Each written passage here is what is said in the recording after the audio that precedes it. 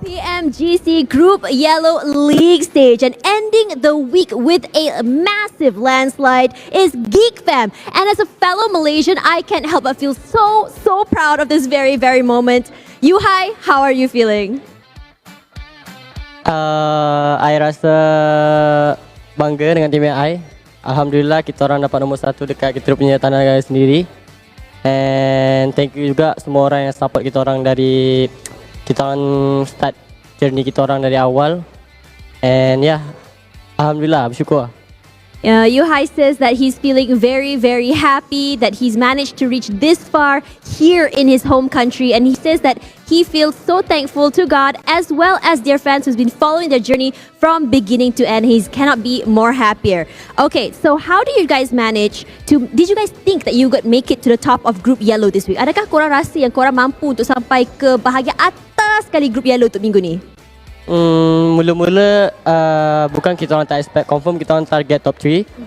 And mungkin rezeki kita orang punya hard work. Sebelum ni kita orang training sama-sama, and kita orang first day tu lah turning point kita orang lah yang buat kita orang percaya yang kita boleh dapat nombor 1.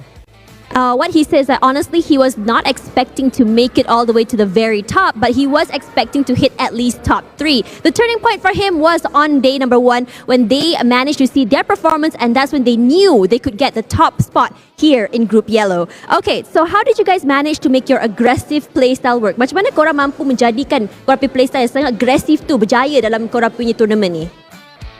Sebab in previous tournament juga kat PMPL MOSG, kita orang gunakan tactic tu menjadi, and dekat C kita orang more to passive.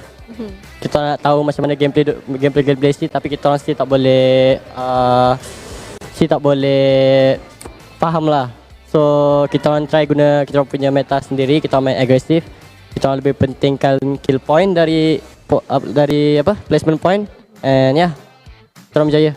Alright, so what Uhigh said was that over in PMPL MYSG, they actually did use this aggressive playstyle and it worked very well in their favor. However, they changed their playstyle when they went to PMPLC, but they didn't seem to find that sweet spot just yet. So coming into PMGC, they decided to kind of like prioritize kill points, elimination points over placement points, and it worked quite well, and it worked very beautifully for them. So congratulations, tahniah kerana korang mampu melakukan perdalah tu.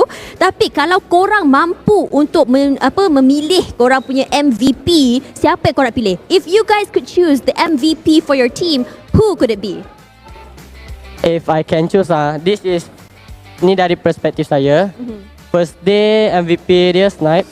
Okay. Second day MVP dia Damrut. Okay. Third day MVP dia Mika. Okay. And last day, I MVP. Wow. So what he says that every day is a different MVP with all the players over in Geek Fam. Tetapi korang boleh only choose satu. They can only choose one. Siapa? Who? I think Mika. Mika. And if you guys didn't know, Mika is actually the MVP for Geek Fam. So congratulations to Mika. He's over the room over there.